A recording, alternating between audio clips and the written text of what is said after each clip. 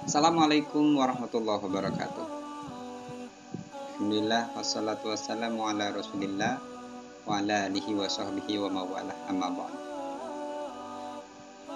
Puji syukur kehadirat Allah Subhanahu wa taala, kita berjumpa kembali dalam pelajaran pendidikan agama Islam. Kembali dengan Pak Jajang. Baik anak-anakku sekalian, sebelum dilanjutkan kita mulai dengan membaca lafzul basmalah bersama. Bismillahirrahmanirrahim.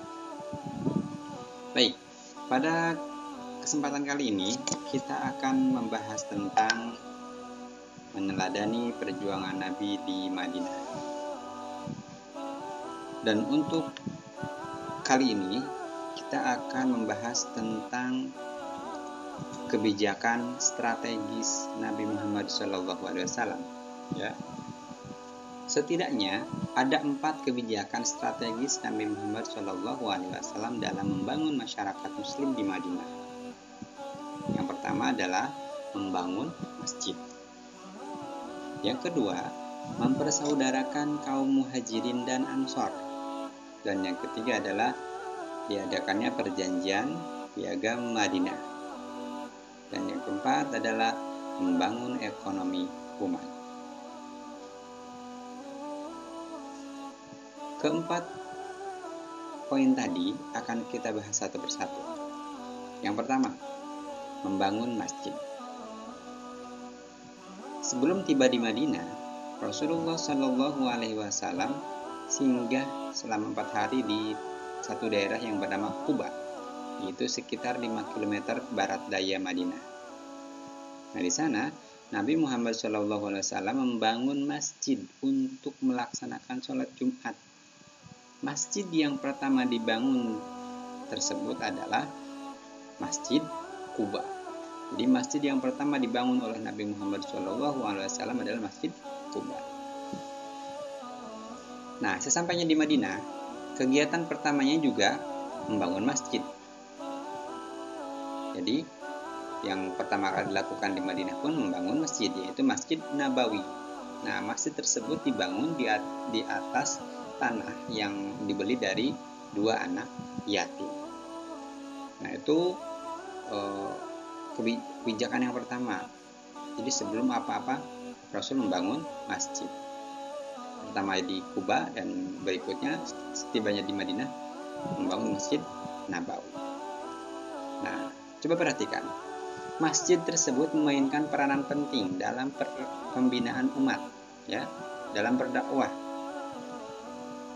Dan masjid tersebut dipergunakan untuk melaksanakan hal-hal berikut ini. Ya, perhatikan. Yang pertama, kegiatan ibadah, sholat, zikir, belajar Quran, dan lain-lain. Di samping untuk ibadah, masjid pun digunakan sebagai tempat untuk pendidikan, ya, baik itu pendidikan pengajaran Islam ataupun ilmu-ilmu yang lain, ilmu umum yang lain. Nah, di samping tempat untuk pendidikan juga masjid digunakan sebagai tempat pertemuan, ya, untuk musyawarah, untuk menyelesaikan permasalahan umat. Bahkan mengatur strategi perang pun dilaksanakan di masjid. Selain itu, masjid pun pada saat itu digunakan sebagai tempat untuk menjamu tamu atau menyambut tamu, baik itu tamu dari dalam ataupun luar negeri. Selain itu juga menjadi tempat kegiatan sosial seperti penampungan zakat fitrah, infak, sedekah, dan juga untuk menyalurkannya. Selain itu, masjid juga digunakan sebagai tempat tinggal bagi orang-orang muhajirin yang miskin. Ya. Mereka tinggal di serambi masjid tersebut. Karena mereka tinggal di serambi masjid, maka dikenal dengan istilah Ahlus Sufah. Sufah itu adalah serambi. Jadi kaum muhajirin yang bertempat tinggal atau berdiam diri di masjid dikenal dengan istilah Ahlus Sufah, karena mereka tinggal di emper-emper masjid atau di serambi-serambi masjid. Nah, selain itu juga masjid berfungsi sebagai tempat mengobati orang sakit atau mengobati para mujahid yang terluka di medan perang. Nah, jadi pada masa Rasulullah, pada awal-awal Islam berdiri, masjid itu bukan hanya sebagai tempat sholat, tempat ngaji saja, tapi berfungsi untuk semua kegiatan, dari mulai menerima tamu, menyambut tamu, kegiatan sosial, pendidikan, dan sebagainya. Itu yang pertama, membangun masjid.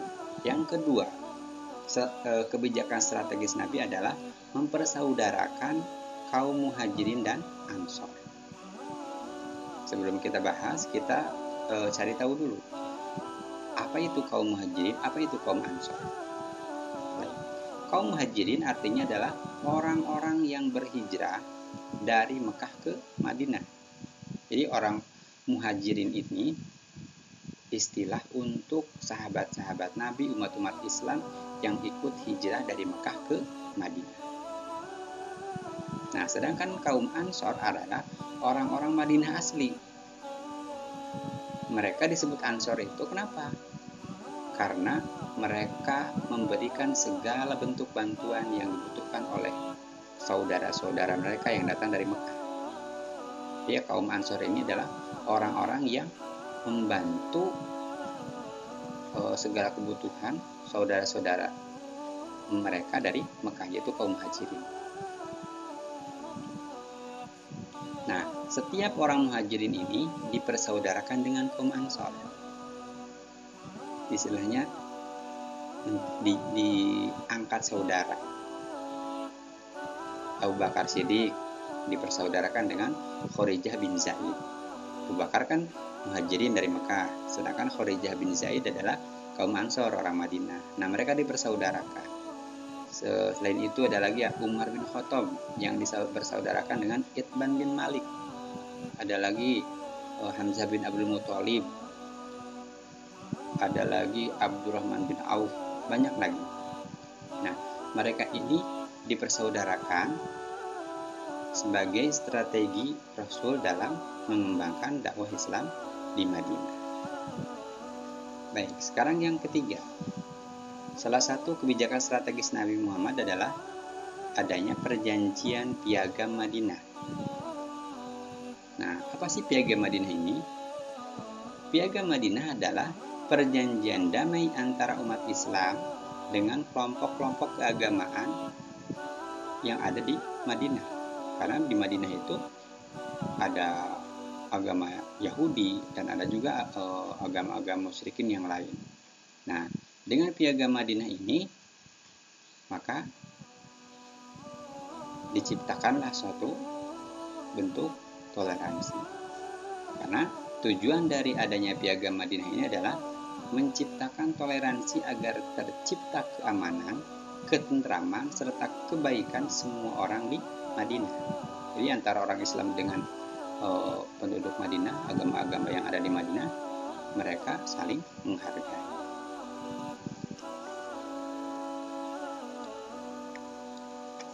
Nah, pada intinya, Piagam Madinah ini adalah menyatakan bahwa umat Islam dan Yahudi memiliki kebebasan yang sama dalam beragama, selama tidak ada saling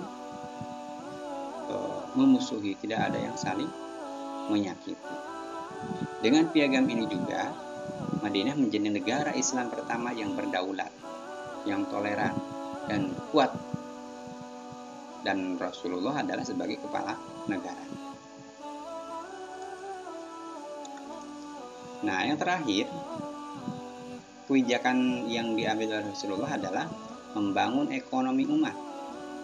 Karena salah satu cara Nabi dalam membangun ekonomi umat ini adalah dengan membangun pasar. Karena Rasul menyadari pasar adalah salah satu pusat perekonomian waktu itu. Nah, pasar yang pertama dibangun oleh Nabi Muhammad SAW pada waktu itu, pada awal-awal masa hijrah adalah pasar Munakhoh, ya. Pasar apa? Pasar Munakhoh yang terletak di sebelah barat Masjid Nabawi. Rasulullah SAW dengan strategi tersebut telah berhasil menguasai perekonomian masyarakat Madinah. Yang sebelumnya ekonomi masyarakat Madinah dikuasai oleh orang-orang Yahudi. Beliau juga, Rasulullah, membangun sistem ekonomi Islam yang sekarang dikenal dengan istilah sistem ekonomi syariah, yang adil, jujur, dan anti riba. Nah, keempat poin tersebut menjadi cikal bakal kuatnya Islam, karena keempat kebijakan strategis tadi diambil oleh Rasulullah pada saat Islam mulai berkembang di Madinah. Keempat kebijakan tadi apa? Kita ulang. 1. Membangun masjid. 2. Mempersaudarakan kaum muhajirin dan kaum ansor. 3. Dengan adanya perjanjian piagam Madinah. Dan yang keempat adalah membangun ekonomi umat. Itulah kebijakan strategis Nabi Muhammad SAW dalam membangun masyarakat muslim di Madinah pada awal-awal Rasulullah hijrah. Semoga banyak manfaatnya, banyak hikmahnya, dan menjadi ilmu buat kita semua. Dan semakin mencintai, semakin kita kagum terhadap perjuangan Rasulullah SAW, dan kita bisa menauladaninya, mencontohnya, dan mengamalkan dalam kehidupan sehari-hari. Terima kasih atas perhatiannya. Kita tutup dengan hamdalah. Alhamdulillahirabbil alamin. Subhanakallahumma bihamdika asyhadu an la ilaha illa anta astaghfiruka wa atubu ilaik. Assalamualaikum.